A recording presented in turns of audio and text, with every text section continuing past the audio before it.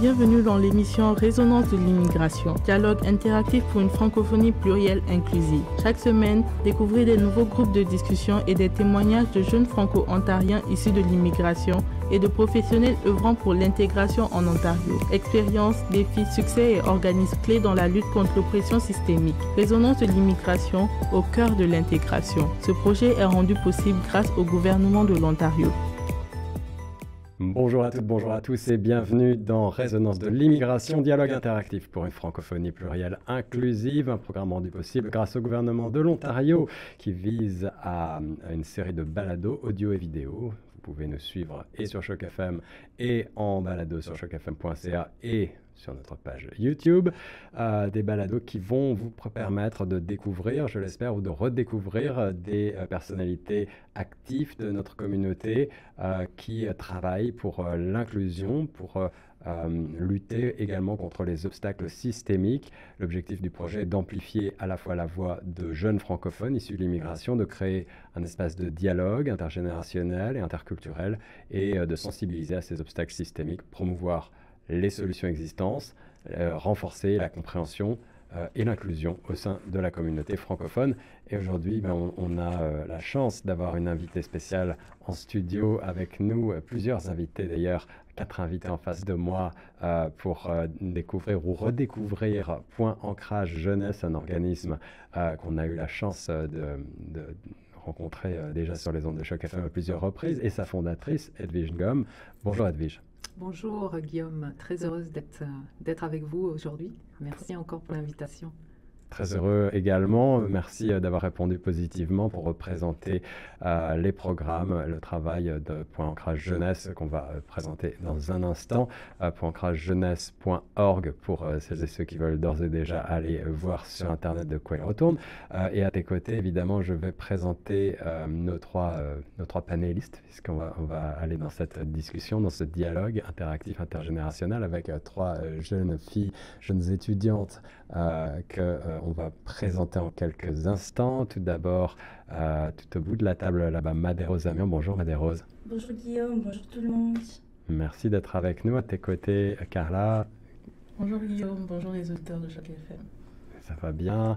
Et puis de l'autre côté d'Edwige, ici j'ai Stéphanie. Bonjour. Bonjour Stéphanie, merci d'être avec nous pour justement ce groupe de discussion. On va croiser les témoignages, vos expériences personnelles en matière d'éducation et de lutte contre les discriminations, de lutte contre le racisme. Il en sera certainement question beaucoup aujourd'hui dans cette émission. Je m'en voudrais de commencer sans te donner tout de suite la parole, Edwige, pour présenter aux auditrices et aux auditeurs Point Ancrage Jeunesse en quelques mots d'abord, et puis ensuite, évidemment, on va aller au cœur du sujet de ce que vous faites et de tous vos programmes. Mais si on peut revenir en arrière, Point Ancrage Jeunesse, sa genèse elle-même, évidemment, est très intéressante. Je te donne la parole tout de suite, Edwige. Merci Guillaume. Alors, Point Ancrage Jeunesse, déjà, c'est un organisme qui a été créé en 2019 maintenant, et c'est un organisme qui a vraiment pour mission de promouvoir l'égalité, le leadership aussi. Et on souhaite que nos jeunes aient un sentiment en fait, d'appartenance à cette société canadienne. Donc l'organisme est vraiment spécifiquement pour les jeunes afro-descendants et afro-descendantes, francophones et francophiles en Ontario, puisque c'est un organisme provincial. Oui. Point Ancrage Jeunesse, qu'on identifie aussi comme PAJ, P-A-J, œuvre vraiment pour éliminer les barrières systémiques et renforcer en fait la résilience et l'estime de soi de ces jeunes. Notre travail est vraiment motivé par notre engagement aussi en faveur de la justice sociale, de l'équité et de l'inclusion. Et grâce à tous nos programmes et en fait et initiatives que l'on met en place, on s'efforce vraiment, on souhaite s'efforcer d'éliminer les obstacles systémiques auxquels ils et elles font face. Quels que soient aussi les antécédents et la situation des jeunes. Oui. Je voudrais revenir sur la définition même d'obstacle systémique pour qu'on soit bien d'accord et que les auditrices et les auditeurs soient également sachent précisément de quoi ils retournent, parce que C'est un terme qu'on entend un petit peu plus ces dernières années, Tout à même fait. si il n'est pas encore forcément sur le devant de la scène médiatique, mais il est parfois mal compris, mal interprété. Alors, si je m'en réfère à la définition justement que donne le gouvernement de l'Ontario sur cette question du racisme systémique, plus précisément, le racisme systémique se manifeste lorsqu'une institution ou un ensemble d'institutions agissant conjointement crée ou maintient une inéquité raciale. Cette attitude n'est pas toujours intentionnelle et ne signifie pas nécessairement que le personnel au sein d'un organisme concerné est raciste. Mais il s'agit effectivement d'obstacles d'obstacles face à l'égalité, comme tu l'as décrit. Donc l'organisme PAGE, son mandat est exactement celui-ci, de lutter contre ces obstacles systémiques. C'est bien ça? C'est bien ça, tout à fait. Les filles, est-ce que vous avez quelque chose à ajouter sur la notion d'obstacle systémique? Est-ce que c'est une notion qui vous parle? Est-ce que vous l'avez déjà entendu en dehors de cette émission? Et est-ce que vous comprenez la subtile différence avec la notion de racisme dont on peut parler plus communément? J'avoue que j'ai du mal à faire la différence entre les deux. Parce que quand je fais face à à la définition du système, c'est quoi le mot déjà? De racisme systémique. Le racisme systémique, je trouve que c'est les mêmes choses qu'on retrouve dans le racisme et tout. Donc je n'arrive pas à comprendre exactement qu'est-ce que c'est. Alors si je vais te donner la parole justement, Edwige, peut-être pour en préciser ça. En fait, juste pour mieux imager, pour que tu comprennes un peu mieux le racisme systémique. Lorsque je vais donner un exemple. Aujourd'hui, tu es arrivée au Canada en tant qu'immigrante, donc tu as ce statut de résidente permanente. Où est-ce que tu vas aller là? Où est-ce que tu navigues en fait au tout début? Tu vas aller où? À l'université. Ok. Donc l'institution, c'est au niveau de l'éducation. Et certainement, lorsque tu vas aller à l'université, bon, je ne te le souhaite pas, mais des exemples que j'ai eus de certains jeunes qui ont participé à certaines activités à Point Ancrage Jeunesse, ce sont les premières choses qu'ils disent. Le racisme systémique, tu navigues là dans le système éducatif. Donc bon, là, toi, tu vas à l'université. Moi, je travaille beaucoup plus avec des jeunes qui sont aussi dans le secondaire. Eux aussi n'arrivent pas à nommer, ok, ça c'est du racisme systémique. Donc ils ont eu des préjugés à l'école par peut-être le corps enseignant, le personnel administratif. Donc des différences, tu vois, des petites différences qui se font. Et c'est ça le racisme systémique. Lorsque tu navigues dans les systèmes. Alors ça peut se passer aussi, tu vas à l'hôpital, tu n'es pas prise au sérieux par le corps médical, alors que tu es autant malade qu'une autre personne. Ça aussi, c'est du racisme systémique. Donc dans toutes les institutions. Et c'est ça qu'on appelle le racisme systémique. Au niveau de l'emploi, c'est pareil, lorsque tu vas aller travailler.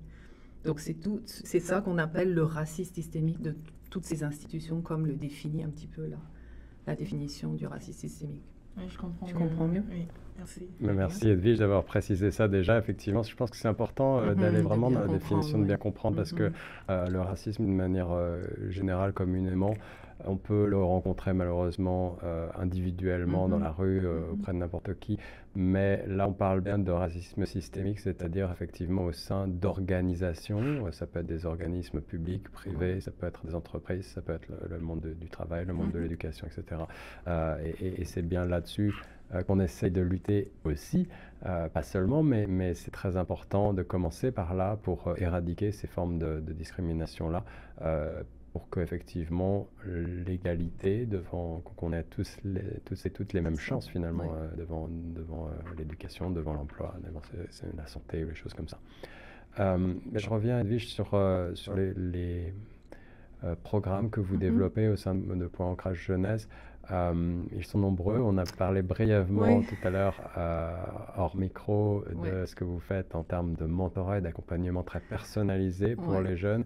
Est-ce que tu peux nous expliquer comment ça fonctionne? Alors concrètement, on propose beaucoup d'activités et des programmes qui touchent, comme je l'ai dit tout à l'heure, hors micro, principalement en fait les jeunes de 12 à 18 ans. Et aussi les jeunes adultes qui se retrouvent en quête d'emploi.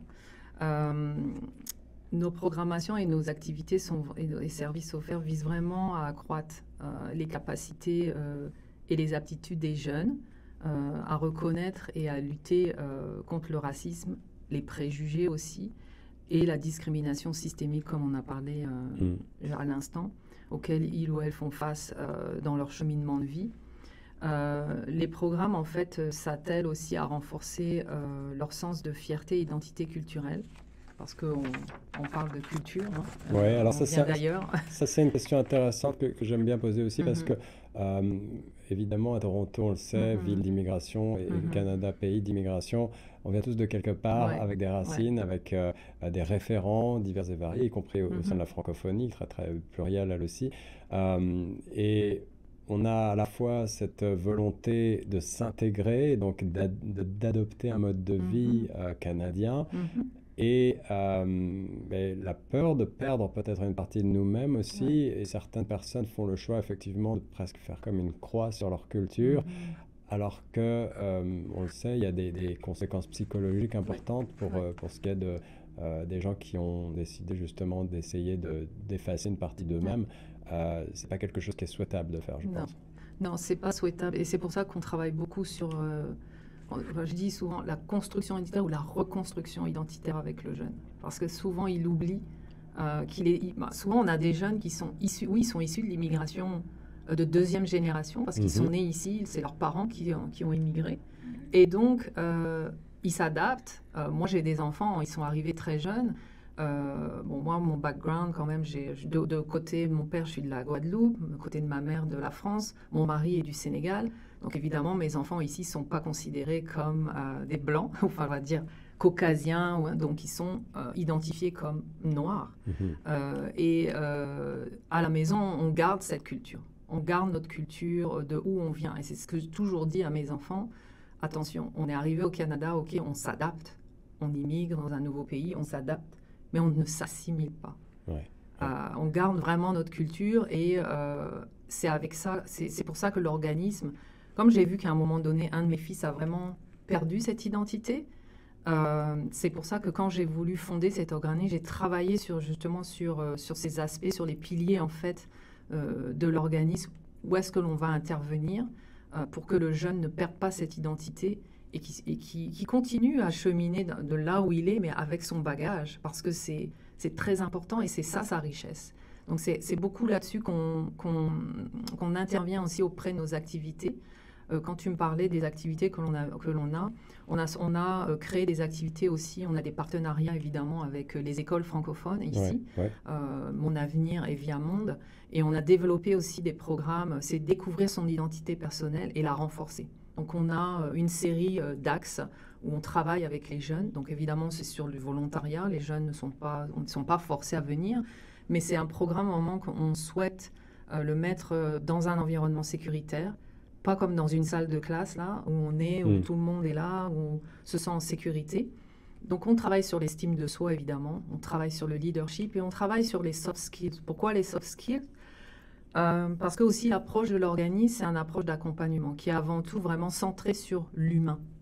Quand je dis l'humain, c'est parce que c'est le plus grand réservoir, l'humain, de croissance personnelle aussi, le plus grand réservoir de confiance en soi, et aussi le plus grand réservoir pour pouvoir connecter avec les autres.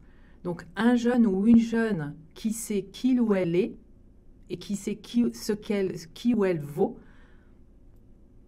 va booster vraiment sa confiance en soi, et va comprendre et découvrir là où elle se trouve, je veux dire, dans son nouveau pays d'intégration. Et c'est pour ça que l'approche de Page est basée sur l'humain, et on est capable en fait d'identifier les qualités uniques, en fait, leurs soft skills, si on dit en anglais, leurs super pouvoirs et leurs talents. Et on travaille que là-dessus. Et parce qu'on a développé un autre programme que je vais vous parler un petit peu plus tard, et quand ils sont capables de comprendre qu'ils ont des talents, que vous comprenez, vous avez des talents, vous avez des pouvoirs, vous déployez votre plein potentiel. Et c'est vraiment là-dessus qu'on travaille. Les filles, justement, pour rebondir sur ce que vient d'expliquer Edwige, pour celles qui ont déjà eu la chance d'étudier ici en français, par exemple, dans les écoles secondaires ou même à post-secondaire, est-ce que vous avez le sentiment que, d'abord, les questions, effectivement, d'acculturation, de lutte contre l'acculturation, conserver une partie de ses racines et des questions de travail sur les soft skills, sur l'estime de soi et sur vos qualités propres. Est-ce que c'est quelque chose qui est développé au sein du cursus traditionnel ou pas du tout, justement?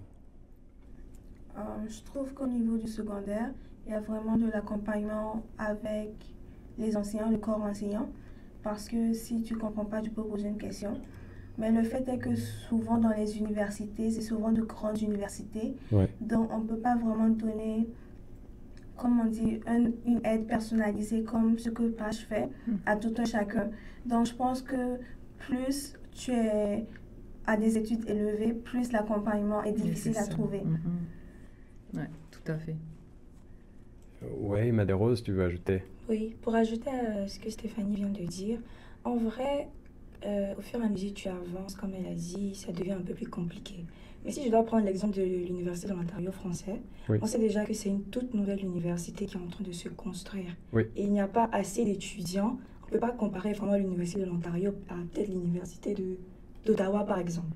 Donc, je dirais que l'accompagnement est beaucoup plus facile.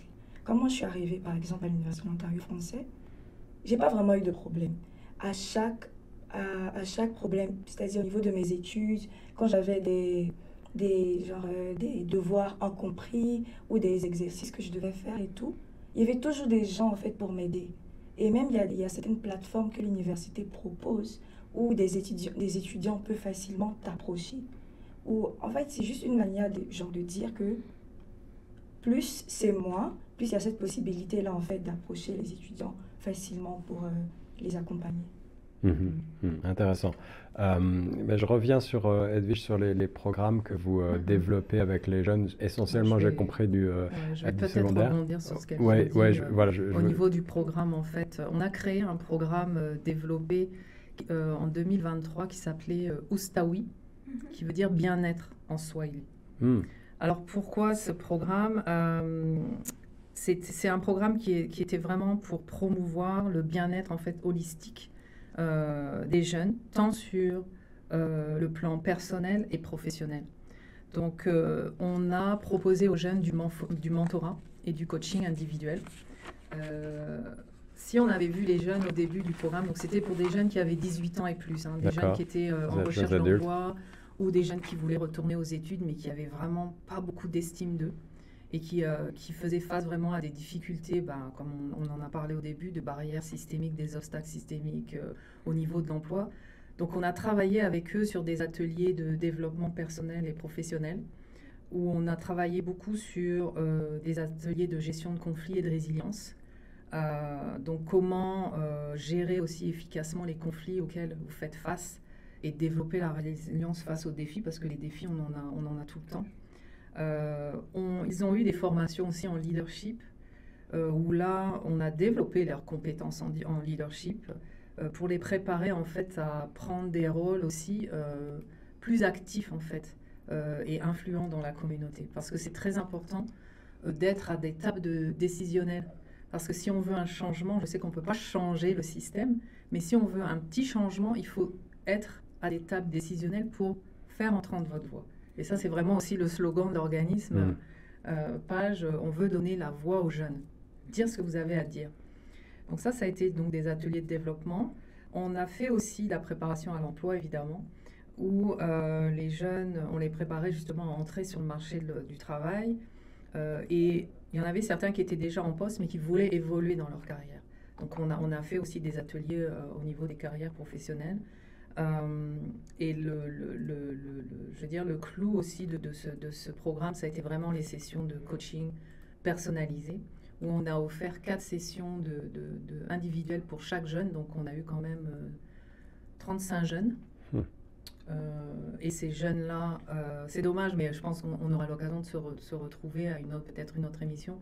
Mais si vous entendiez les témoignages, je vous invite à aller, à les auditeurs qui nous écoutent aujourd'hui, à aller regarder les vidéos sur YouTube. Oui, alors vous avez une page, il y a une page de Page, c'est ça. Ouais, pour une page vraiment YouTube de écouter Page. les témoignages de ces jeunes qui ont pu vraiment dire comment ils se sentaient au début du programme et comment ils sont sortis du programme. Et après, ces jeunes-là ont trouvé du travail. Ces jeunes-là sont devenus des jeunes ambassadeurs, jeunes ambassadrices de l'organisme, sont devenus des pairs, mentoraient des pairs, des jeunes qui venaient intégrer des activités au sein de l'organisme. Donc, ils sont devenus des jeunes qui se sont développés et qui ont montré leur leadership et ce qu'ils avaient, et donc ils l'ont mis en exergue, mis en œuvre. Également, il y a eu tout un volet aussi dans ce programme-là de l'engagement communautaire et du bénévolat. Donc c'était vraiment aussi aux jeunes, les encourager, parce qu'il y avait des jeunes qui venaient aussi d'arriver, les encourager à s'impliquer vraiment activement dans leur communauté et aussi développer un sens de responsabilité civique. Donc ça aussi, ça a bien fonctionné. Donc ils ont organisé des sessions de bénévolat qui permettaient en fait aux jeunes de contribuer positivement. En parallèle, on est aussi un organisme qui a quand même 3 axes, 3 piliers. Donc, c'est un organisme qui est par, pour et avec les jeunes. Donc, les jeunes, on les consulte avant de développer les programmes. Il y a une consultation aussi avec la communauté, il y a une consultation avec les jeunes. On veut entendre c'est quoi vos besoins pour pouvoir développer les programmes, pour que ce soit vraiment au mieux de ce que vous voulez avoir comme aide et comme tu l'as dit, comme accompagnement. Donc, bienvenue à Page si tu as besoin d'accompagnement. Vous avez des surprises parfois dans les retours des jeunes justement sur ce qui est du ressort des obstacles, ce qui est des ressorts aussi des attentes dans l'accompagnement Oui, et au niveau de l'accompagnement, les jeunes veulent toujours en fait beaucoup de renforcement au niveau de leur confiance, c'est beaucoup ça qui ressort. Ils veulent développer leurs compétences.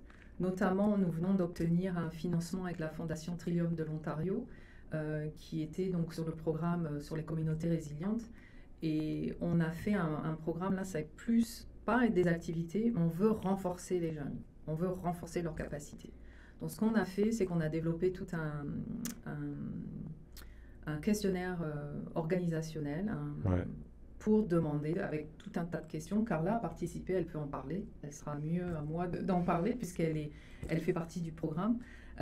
Donc, on aura posé des questions pour savoir qu'est-ce qu'ils ont besoin.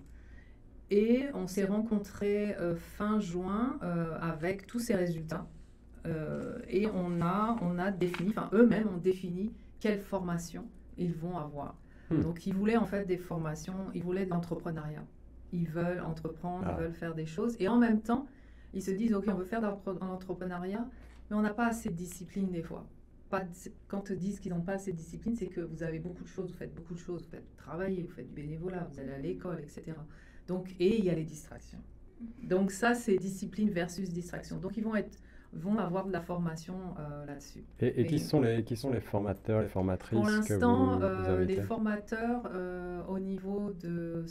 on est en train de récolter. Il y aura 3 intervenants. D'accord. Je vous en dirai plus un peu plus loin, parce que les formations vont commencer en septembre-octobre et vont aller jusqu'en février de l'année prochaine. Et à la fin de ce projet, tous les jeunes qui auront participé à ce projet-là, il y aura un petit rassemblement. Choc FM sera le bienvenu. Nous aurons un petit rassemblement et ils vont exposer un petit peu tout ce qu'ils ont vécu pendant tout ce projet. Et en parallèle de ces formations, nous avons formé des groupes de trinômes de mentorat. Donc, il y a un mentor, un jeune ambassadeur qui connaît quand même Page depuis un moment et un tout jeune nouvel arrivant qui vient d'arriver. Donc ces groupes de mentorat vont se rencontrer sur une base de 4-5 séances tout le long de septembre à mars et c'est à leur volonté. Et donc c'est vraiment un partage d'expertise, d'experts, donc les mentors et les jeunes ambassadeurs. Donc il y aura aussi un accompagnement. Et donc ce rassemblement en fin de projet on invitera des professionnels, on invitera les jeunes ambassadeurs, les nouveaux jeunes qui ont participé, ils vont partager, ils vont pouvoir parler, ils vont pouvoir s'exprimer. Il y aura du réseautage et ils vont exprimer tout ce qu'ils ont reçu et apporté tout au long de ce projet. Et quelle est la part justement des nouveaux arrivants chez les jeunes La part, c'était le fait de les accompagner, parce que c'est des tout jeunes qui viennent d'arriver, peut-être 2-3 mois. Ouais, mais justement, quel est le pourcentage de ces jeunes nouveaux arrivants en général? On va dire c'est moitié-moitié. Moitié-moitié. Moitié-moitié. Ouais. Parce qu'on le sait, quel que soit l'âge auquel on arrive au Canada, les défis sont énormes. Le déracinement, l'adaptation à un nouveau pays, trouver un emploi, trouver un logement, comprendre et naviguer tout le système. Et un mentor ou une mentor est très utile. Rencontrer quelqu'un, justement, tu parlais de renforcement personnel, renforcement de la confiance en soi. Même pour des adultes, on en a besoin. Trouver quelqu'un qui croit en nous et qui nous montre notre potentiel et qui nous montre qu'on peut s'adapter ici, c'est vraiment très important. Je me rappelle à mon arrivée au Canada avoir rencontré certaines personnes qui m'ont vraiment aidé et je les remercie encore aujourd'hui. Mais on peut comprendre que pour un jeune qui est en plein développement personnel, justement, c'est encore plus important de se sentir soutenu, compris, écouté. Et effectivement, c'est un travail de premier plan. Les filles, vous avez déjà eu l'occasion de rencontrer des adultes, des professionnels dans votre parcours ici au Canada qui ont pu vous aider à renforcer un petit peu cette confiance en soi, à vous montrer votre potentiel, à vous aider à révéler votre potentiel? Est-ce que c'est cette notion de mentor, est-ce que c'est quelque chose que vous avez déjà eu la chance de rencontrer? Oui, pour ma part, oui. Je me rappelle que c'était le jour de la Pâque. C'était pas à l'université que j'ai rencontré ce mentor. Je me rappelle que c'était le jour de la Pâque. J'avais invité mes amis pour qu'on parte dans un restaurant ivoirien. Et quand on est parti là-bas, on a profité, on a mangé et ils ont testé en fait les mets ivoiriens. Quand la fête est finie, il y avait un monsieur qui jouait la musique. Ça se trouvait que le monsieur était un Ivoirien, mais moi je ne le savais pas. Et il m'a approché, il m'a dit, il m'a demandé où je viens, tout ça. Ouais. Et je lui ai dit que je suis Ivoirienne, il m'a demandé même mon ethnie. Je lui ai dit que je suis Annie. Et il m'a dit, ah, je suis Annie aussi. Donc, il m'a dit, ah, tu sais que tu es ma sœur. En fait, c'est comme ça au pays. Quand tu trouves quelqu'un qui est de la même ethnie que toi, du même groupe, tout ça, je dis, ah, c'est ta sœur. Donc, il m'a dit, ok, donne-moi ton numéro, peut-être on pourra échanger après. Donc, je lui ai donné mon numéro. Et ça se trouve que le monsieur, c'était un diplomate. Moi, je ne savais pas. Et c'est après, quand j'ai enregistré et j'ai vu sa photo de profil, il y avait sa photo plus... En bas, ils avaient mis diplomate de quoi, je ne sais pas. Et au début, il ne m'a pas dit qu'il était diplomate. Et après, il a commencé à me parler, me donner des conseils, me demander qu'est-ce que tu fais, qu'est-ce que tu veux devenir plus tard. Si tu as besoin de conseils, quoi que ce soit, parle-moi, je vais essayer de te guider, de te diriger, tout ça, parce que c'est la famille. Je lui ai dit, ok, il n'y a pas de problème. Et ces temps-ci, je commençais à, vu que je dois changer d'université, je commençais à réfléchir et sincèrement, je ne sais pas s'il y a d'autres qui se trouvent dans la même position que moi, mais mes ambitions futures sont en train de changer. Avant, déjà, je pensais à plutôt faire le droit, mais dès que je suis arrivée ici, j'ai commencé à m'intéresser plus aux domaines qui sont reliés à la communauté, à l'homme, aux différents organismes, tout ça, parce que c'est ce qui m'intéresse. Et lui aussi continue de me donner des conseils, il essayait de m'aider à trouver qu'est-ce qui me passionne réellement. Et après, je lui ai dit personnellement, je ne sais pas. Mais s'il y a quelque chose que j'aime faire, par exemple, pendant ces vacances, c'est apprendre des trucs de la radio, tout ça. Puis il m'a dit, est-ce que tu n'aimes pas, en fait? Est-ce que c'est pas quelque chose tu penses que c'est qui va te passionner, en fait, quand tu vas grandir et tout? Je lui ai dit, je ne sais pas. Moi, c'est pour ça que j'ai choisi des études interdisciplinaires où je suis un peu partout. J'apprends partout. Donc, avec ça, quand je lui ai expliqué, il m'a dit, pourquoi ne pas essayer même après le stage, de créer un blog où je vais réfléchir à des articles, tout ça. Des bons conseils, effectivement, et une oreille attentive, c'est déjà aussi quelque chose d'important à avoir, surtout lorsqu'on est nouvelle arrivante et qu'on est un petit peu isolé. Quelqu'un qui connaît déjà le pays, qui connaît déjà la manière dont on peut le naviguer et en tirer le meilleur parti. Donner des bons conseils aussi pour des jeunes, ça fait partie effectivement du travail de mentor, quelque chose qu'on ne retrouve pas forcément dans tous les pays. Effectivement, il ne faut pas hésiter à chercher des mentors ici au Canada, mais un organisme comme Point Ancrage Jeunesse peut aussi vous aider. Je voulais revenir sur ces programmes Edwige de Point Ancrage Jeunesse, organisme sans but lucratif. Il faut peut-être préciser pour les auditrices et les auditeurs, ces programmes sont gratuits, n'est-ce pas? Les programmes sont gratuits, oui. Dans l'organisme, tous nos programmes sont gratuits. C'est quand même important de le souligner. Oui, c'est important de le souligner. C'est pour ça que j'ai cette expertise aussi d'écrire les demandes de financement. Donc je vais chercher des fonds au niveau provincial comme fédéral ou municipal par la ville de Toronto. Donc tous ces projets, en fait, ces projets ont été financés par le gouvernement de l'Ontario, notamment le programme Oustawi. Pour bénéficier évidemment de sessions de coaching individualisées, personnalisées, il faut qu'on aille chercher des coachs qui sont certifiés. Donc ça coûte assez cher, mais Oui. on offre ça vraiment à tous les jeunes qui participent aux activités. Donc lorsque je vais chercher du financement, je m'assure d'avoir assez de financement pour justement avoir une partie dans chaque programme de coaching individuel, parce que on a vu que quand les jeunes sont développés, on développe leurs compétences vraiment spécifiques, telles que tout ce qui est communication, la gestion du temps aussi, parce qu'il y a toujours un problème de gestion de temps avec les jeunes, et le leadership. Ça, c'est très important de développer leur leadership, parce qu'on est tous des leaders, mais il faut le développer, il faut savoir le développer. Ce sont des sessions individualisées, tu l'as dit. Est-ce qu'il y a aussi des ateliers de groupe parfois? Alors, dans le programme Oustawi, nous avons fait donc des sessions individualisées et des sessions de groupe, où là, ça a été plus des ateliers, beaucoup plus à travailler sur la communication, comme je l'ai dit, la gestion du temps, la résilience, la gestion de conflits aussi, et travailler aussi sur l'identité, et des ateliers aussi orientés vraiment culturellement. Je me demandais, vos services, ils sont desservis seulement à Toronto, en Ontario. Est-ce qu'il y a aussi, comment dire, des rencontres individuelles ou en groupe en ligne, ou il faut forcément être en présentiel?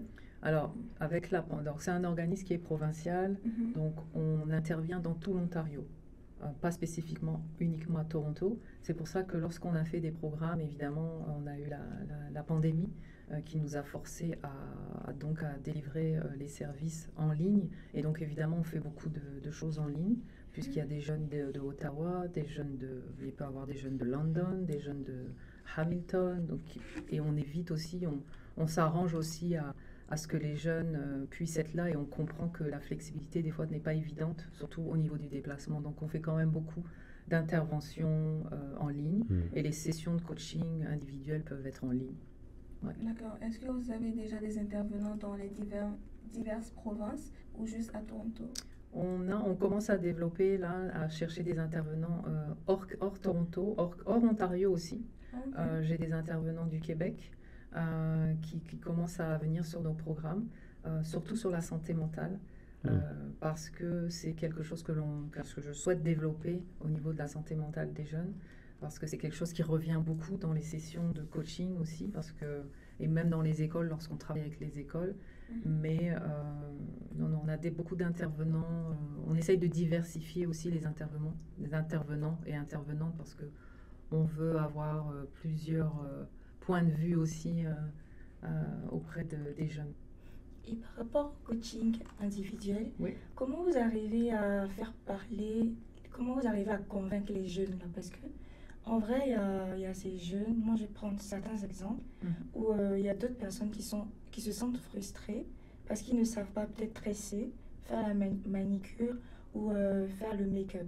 Parce qu'ils se disent, bon, je vais plus prendre les jeunes filles. Okay. Parce qu'elles se disent, si je ne sais pas faire les trois, c'est que je ne sais rien faire. Parce que ce sont les trois qui sont vraiment primordiales étant une femme. Mais comment vous arrivez à convaincre, à faire parler ces jeunes-là qui sont encore dans cette frustration? Alors, on ne convainc pas. On propose, on suggère. C'est-à-dire que nos activités ne sont pas obligatoires. C'est toi en tant que jeune ou un jeune ou une jeune qui a envie d'avoir un accompagnement, qui arrive à un moment donné dans sa vie ou dans son cheminement d'intégration, et qui rencontre beaucoup de défis et qui a vraiment un besoin et qui se sent isolé, et qui a un besoin d'aller voir d'autres personnes et d'essayer de parler et de comprendre aussi qu'est-ce qui se passe, pourquoi moi je vis ça, est-ce que d'autres vivent la même chose? Et quand on se rend compte que il y a un groupe qui est en face de toi, et que quand vous parlez, mais moi je vis la même chose, et donc là on commence à mieux se comprendre. Et donc quand tu parles du coaching individuel, ça c'est quelque chose que l'on propose, c'est pour du développement, c'est pour que tu puisses te développer. Donc on n'a même pas besoin de convaincre, les jeunes souhaitent avoir à se développer et parler avec un coach et pouvoir avoir des stratégies à mettre en place lorsqu'ils font face à un défi ou à une frustration, comme tu viens d'en parler, mais avoir les outils pour pouvoir avancer. Ok. Vous avez parlé d'outils, vous donnez aussi les outils. Quand je dis des outils, c'est des outils, des stratégies de comment tu veux te développer en fait. Ok. Qu'est-ce qui se passe en ce moment dans ta tête? Qu'est-ce que tu veux entreprendre? Qu'est-ce que tu veux, par exemple, tu vas aller à l'université, c'est ça? Tu es l'université. déjà à l'université. Donc, qu'est-ce que tu veux mettre en place pour faire face à tel ou tel défi? Donc, ce coach ou cette coach va pouvoir t'aider à mettre en place un plan avec toi, parce que c'est pas lui qui va donner la solution ou elle. C'est toi qui vas trouver la solution à ce que tu souhaites faire. Mais elle va t'amener, elle va t'accompagner. Donc, c'est vraiment du développement de tes compétences pour que tu puisses avancer. Ok. Merci. Je rappelle qu'on est toujours dans l'émission Résonance de l'immigration, dialogue interactif pour une francophonie plurielle inclusive sur les ondes de Choc FM 105.1. Ici Guillaume Laurin. Merci si vous nous rejoignez à l'instant. Je voudrais, Edwige, qu'on revienne sur ces questions de lutte contre le racisme et les discriminations. Cette émission fait suite de l'émission Stop Racisme 105.1 à laquelle tu avais pris part il y a déjà plus d'un an, presque 2 ans je crois. Et on le sait, ces questions évidemment reviennent régulièrement. Point Ancrage Jeunesse est un organisme qui lutte au quotidien contre ces discriminations. Quels sont les témoignages que vous avez des jeunes sur les problématiques de lutte contre la discrimination raciale, en particulier au sein de la communauté francophone? On en a parfois une image un petit peu trop idéalisée. On pense qu'à Toronto, ville multiculturelle s'il en est, le racisme est presque éradiqué. Ce n'est bien entendu malheureusement pas le cas. Qu'est-ce qui revient le plus régulièrement chez les jeunes avec qui vous travaillez? Ce qui revient le plus régulièrement, notamment lorsque l'on intervient dans les écoles, j'ai beaucoup de témoignages. Les différences se font à l'école, entre les élèves, quelquefois. Quelquefois aussi avec le corps enseignant. Des différences se font sur des choix par rapport à des élèves lorsqu'ils veulent choisir leurs études universitaires. Des fois, les conseillers d'orientation vont les orienter vers quelque chose de plus, pas quelque chose d'académique, parce qu'ils estiment que ces jeunes issus de l'immigration peut-être n'ont pas les capacités ou les compétences à aller comme tu l'as dit tout à l'heure, tu veux faire des études de droit, on peut les orienter vers autre chose. Alors pourquoi les orienter ça? Moi, je qualifie ça d'obstacle systémique, de racisme systémique. Ouais. Moi, j'ai un exemple tout concret, ça a été mon fils. Mon fils était donc au secondaire et il souhaitait faire des études d'architecture. Son conseiller d'orientation lui a dit, mais je ne pense pas que ce soit bien pour toi, mais tu pourrais aller faire des études électricien. Et lui, il lui a dit, mais non, mais moi, je veux faire des études d'architecture. Donc, j'ai eu l'opportunité de pouvoir discuter avec le conseiller d'orientation. Et aujourd'hui, il fait ses études d'architecture.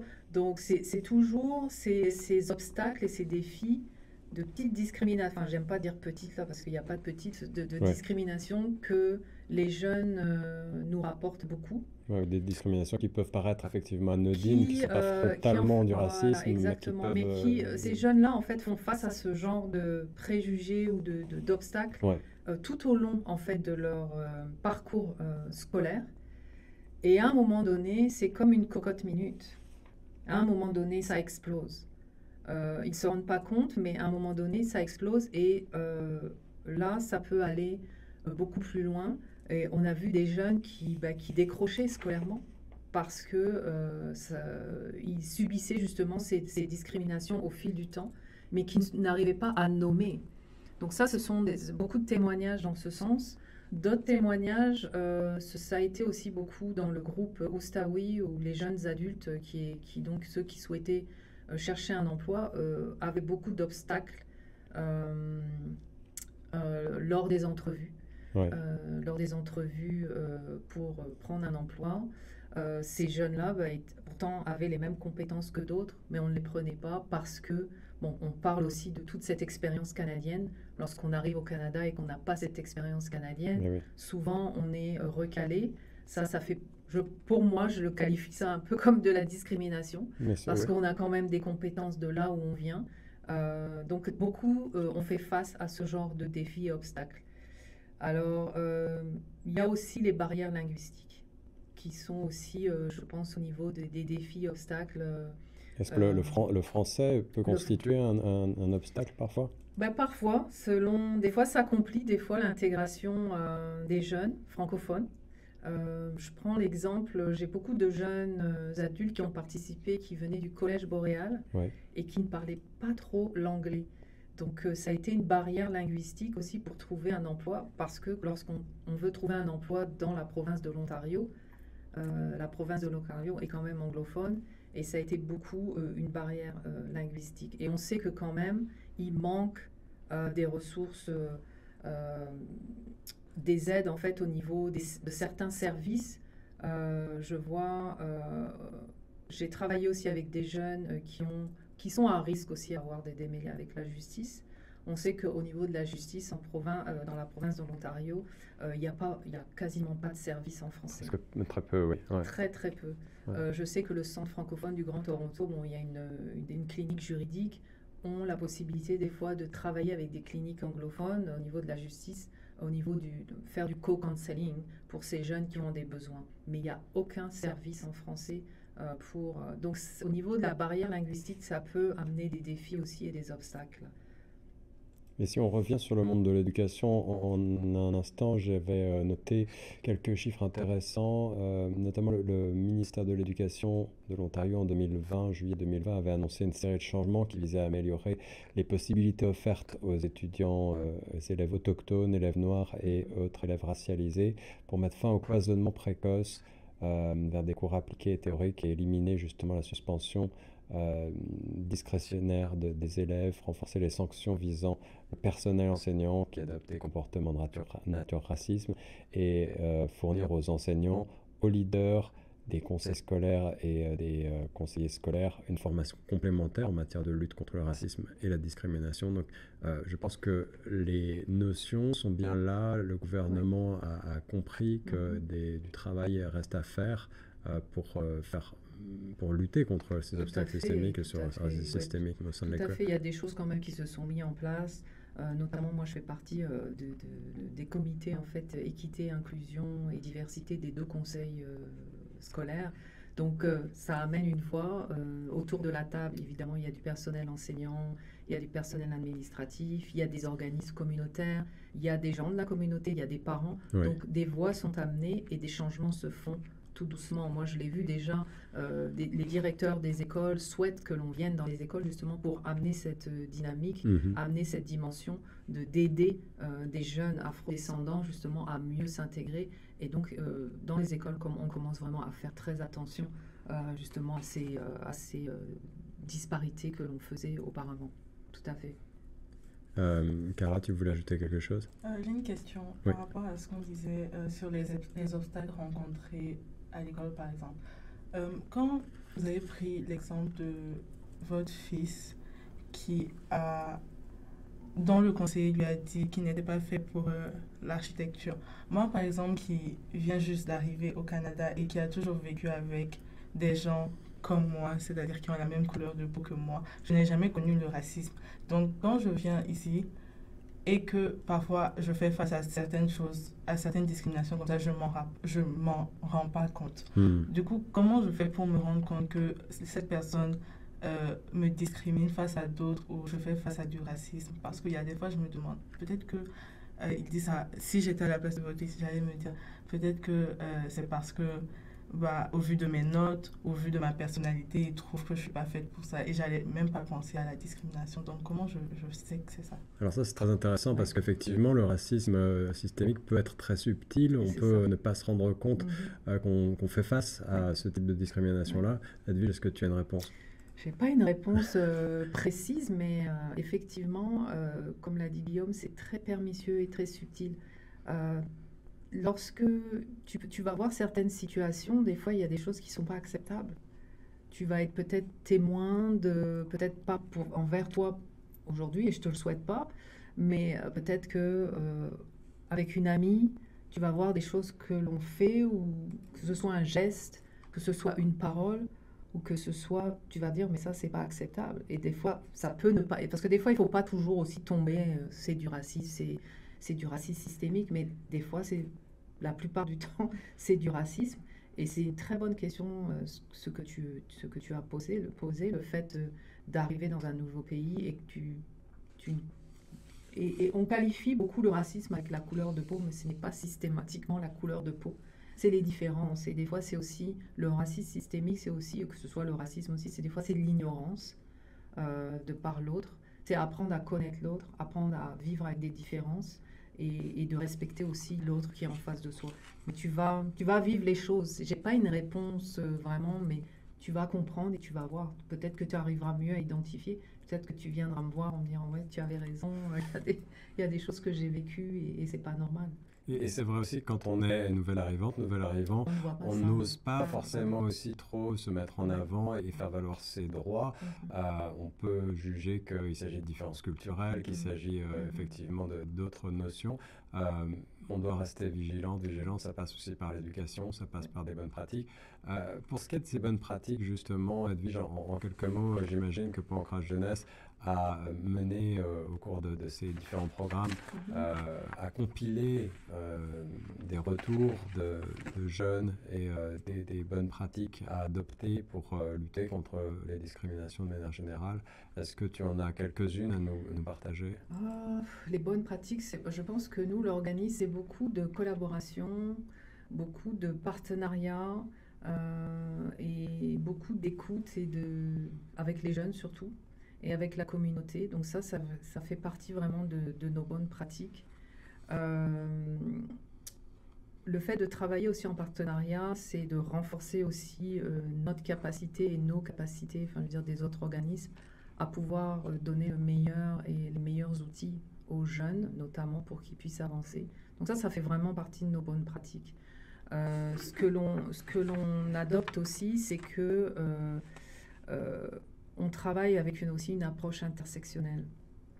Donc, on reconnaît vraiment la diversité en fait de toutes les expériences des jeunes qui viennent naviguer dans nos activités, dans nos initiatives.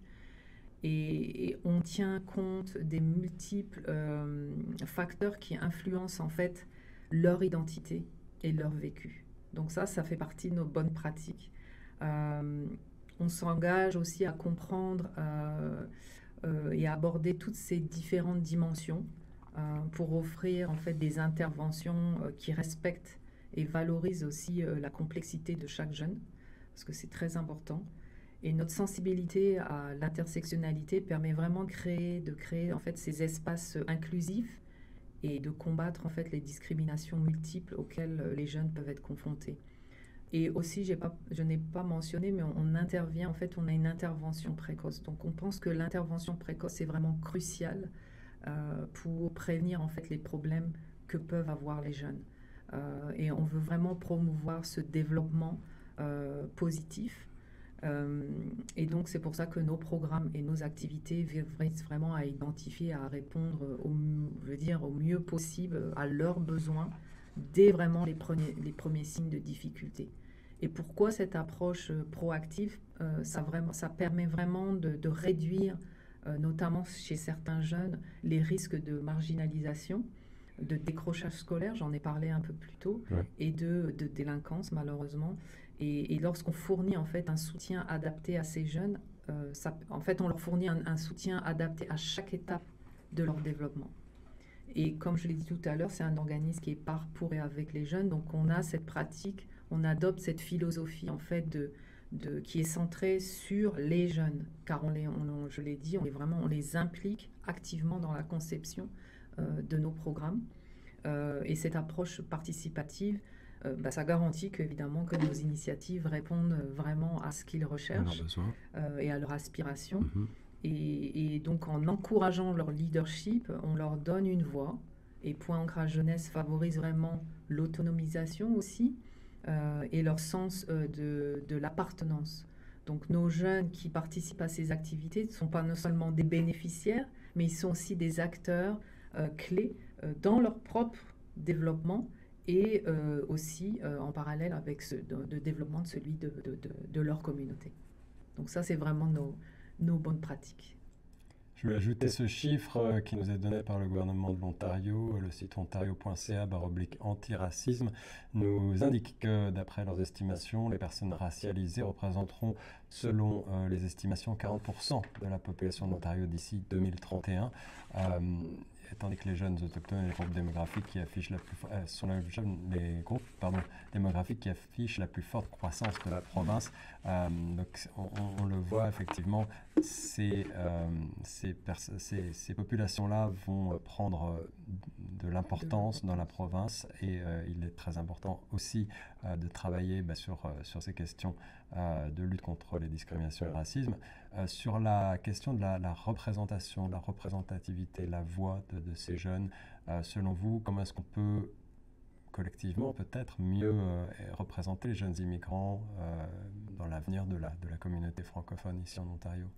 Je pense que c'est de les mettre en avant aussi, de mettre en avant ces jeunes. Nous venons juste d'avoir aussi un financement avec le ministère des Affaires francophones où on prépare un grand événement pour le mois de l'histoire des Noirs où des jeunes vont vraiment participer au niveau artistique. On va montrer leur talent. Donc j'en dis pas plus, mais c'est vraiment aussi de montrer ces jeunes, de les mettre en avant et de voir ce qu'ils font et de voir qui ils sont. Parce que, comme tu viens de le dire, les chiffres vont augmenter. Et je pense que les jeunes sont le futur, ça j'en suis certaine. Et c'est à vous de continuer le flambeau. Là, à un moment donné, je vais devoir passer le flambeau parce que c'est un organisme, comme j'ai dit, parcours avec les jeunes. Donc ce sont des jeunes qui doivent continuer à l'idée cet organisme et à continuer à développer.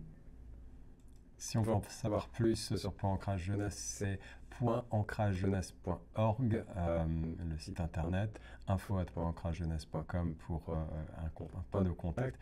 Vos bureaux se trouvent à Toronto, c'est bien ça? Pour l'instant, on n'a pas encore de bureau physique. D'accord.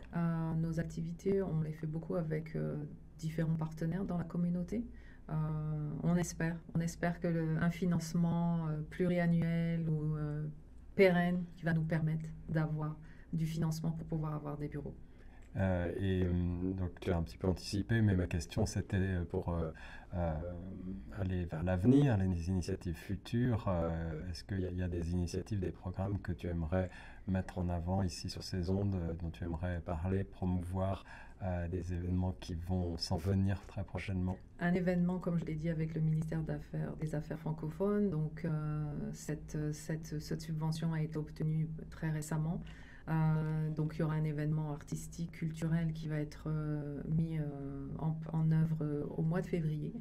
Ça sera un événement qui va être sur 2 jours, donc un gros événement. Donc je pense qu'il y aura une grosse participation au niveau de la communauté également, donc, pour mettre en avant aussi la francophonie. D'autres projets sont aussi en suspens. Je ne peux pas en dire plus, mais on est en attente aussi de réponses de financement. Donc je ne peux pas trop mettre en avant ces projets-là. Mais on espère avoir des choses qui vont se profiler sur... on a déjà quand même 2 gros projets sur l'année 2024-2025 et certainement des activités qui vont reprendre dans les écoles francophones. Et pour terminer, Edwige, et pour vous, nos panélistes, est-ce que vous avez un mot de la fin? Est-ce que vous avez un message que vous aimeriez transmettre sur ces questions de lutte contre les discriminations et de questions d'inclusion, en particulier au sein de la communauté francophone de l'Ontario, pour favoriser l'inclusion et le dialogue social? J'aimerais dire que c'est important pour nous, immigrants, de communiquer, de trouver quelqu'un avec qui parler et de pouvoir exprimer ce qu'on ressent et ce qu'on vit. Et voilà, c'est juste pour dire aux jeunes comme moi, trouver quelqu'un avec qui parler, c'est vraiment important et ça aide vraiment beaucoup. Merci Carla. J'aimerais ajouter que j'étais pas au courant de cet organisme et je trouve que c'est une très belle initiative parce qu'il y a ces jeunes comme moi qui sont encore en train de se construire, se développer, qui ont besoin d'un vrai accompagnement. Comme c'est vrai qu'on peut avoir des accompagnements à l'école, mais après il y a toujours des gens dehors, des mentors qui sont là pour nous aider, pour nous guider, surtout des personnes qui sont déjà dans le domaine qui nous inspire, qui peuvent vraiment nous accompagner. Et je trouve que Page est une très très très bonne initiative. Merci beaucoup d'avoir pensé à ça. Merci à toi. Je suis même allée avec Madero, c'est vraiment une belle initiative. Et je pense que moi-même, ça m'intéresserait. Surtout le côté artistique, c'est vraiment un truc que j'aime bien. Et j'espère que ça va continuer. J'espère que ça va se développer dans plus d'endroits pour que plus de jeunes, plus d'immigrants puissent en profiter. Oh, merci, ça me touche énormément. Et tu es la bienvenue parce que on est en recherche d'artistes. Donc, on va te contacter pour le projet. Moi, pour le mot de la fin, je vous remercie vraiment. C'est toujours un plaisir d'être avec des jeunes. De toute façon, je pense que c'est ma passion aujourd'hui, d'aider l'autre. Ça a toujours été et c'est ce que je développe. Mais c'est un vivre ensemble, de toute façon. L'organisme est le vôtre, ce n'est pas le mien. Je l'ai fondé, mais je l'ai fondé pour la communauté. C'est le but aussi des organismes à but non lucratif. Ce sont des organismes pour la communauté. Donc, on doit continuer ensemble et je lutte toujours contre la justice sociale. Ça fait partie de mon ADN. Je pense que c'est un organisme qui va grandir et je le souhaite.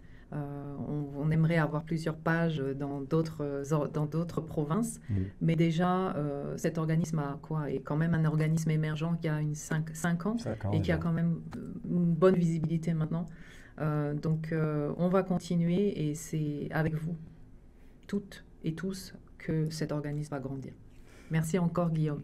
Merci Edwige Ngom, fondatrice de Page.ancrage jeunesse, d'avoir été notre invitée aux côtés de Carla Maderose et Stéphanie pour Résonance de l'immigration, dialogue interactif pour une francophonie plurielle inclusive sur les ondes de Choc FM 105.1. Vous écoutiez Résonance de l'immigration, dialogue interactif pour une francophonie plurielle inclusive sur les ondes de Choc FM 105.1. Pour retrouver l'ensemble des épisodes en mode balado, rendez-vous sur chocfm.ca ou en vidéo sur YouTube.